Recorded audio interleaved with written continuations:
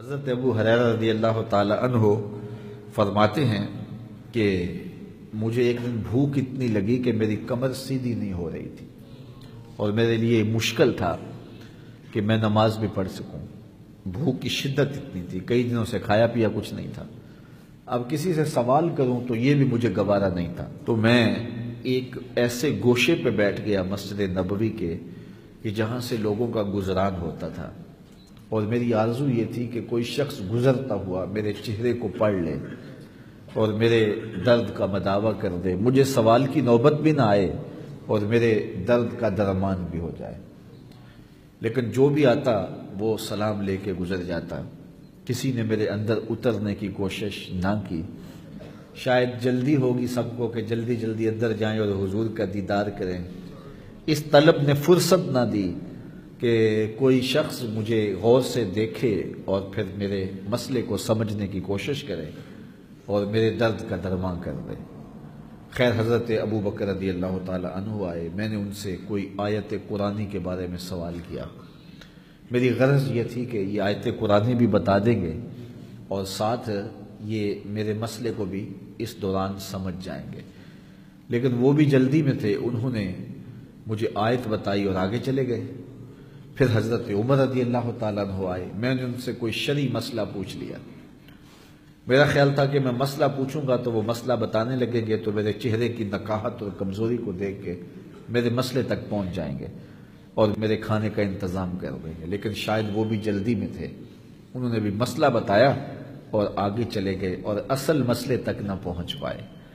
اب میں پریشان تھا کہ اب کیا کروں، تو ایک جانب سے روشنی اٹھی اور دل و قلب و نگاہ کا مرشد اولین آ گیا، حضور تشریف لے آئے۔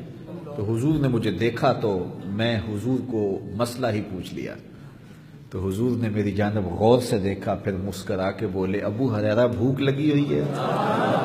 میں نے کہا جی حضور بھوک لگی ہے، جس کی تسکین سے روتے ہوئے ہنس پڑیں اس تبسم کی عادت پہ لاکھوں سلام۔ سارے دکھوں کا مداوع حضور کی ذات ہے۔ تو حضور نے میرا مسئلہ بوجھ لیا، فرماؤ میرے ساتھ آ جاؤ۔ گھر لے گئے، اہل خانہ کو آواز دی کچھ کھانے کے لیے ہے، انہوں نے کہا جی دودھ کا ایک پیالہ ہے، فرمایا اسے لے آؤ۔ پیش کیا گیا تو حضور نے فرمایا ابو ہریرہ، میں نے کہا جی حضور، کہا وہ جو صفہ کے چبوترے پہ بیٹھے ہیں نا، جاؤ ان کو بھی لے آؤ۔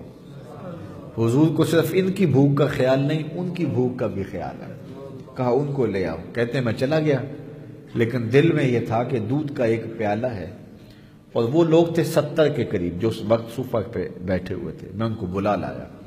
حضور نے میرے ہاتھ میں پیالہ دیا اور کہا دائیں سے شروع ہو جاؤ۔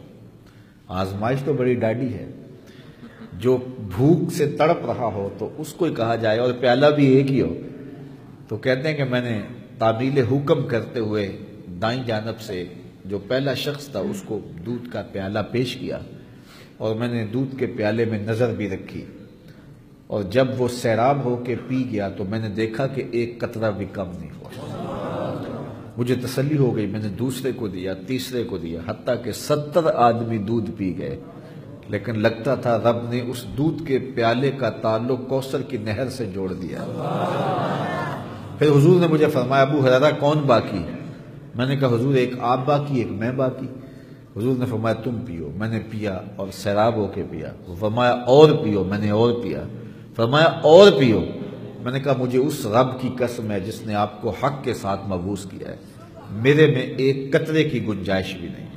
تو حضور نے میرے ہاتھ سے پیالہ لیا اور خود نوش جاں کرتے ہوئے فرمایا کہ قوم کا ساقی آخر میں پیتا ہے۔ تو دودھ کا ایک پیالہ 72 لوگوں کے لیے کافی ہو گیا۔ اعلیٰ حضرت بولے ہاں جناب ابو ہریرہ، کیسا تھا وہ جام شیر جس سے 70 صاحبوں کا دودھ سے منہ بھر گیا۔ تو میرے استاد فرمایا کرتے تھے کہ ایک پہلو تو یہ ہے کہ دودھ کا ایک پیالہ 70-72 آدمیوں کو کافی ہو گیا۔ دوسرا پہلو یہ کبھی نہ بھولیے گا کہ 2 جہاں کا سردار ہے، 71 آدمیوں کا جوٹا لے رہا۔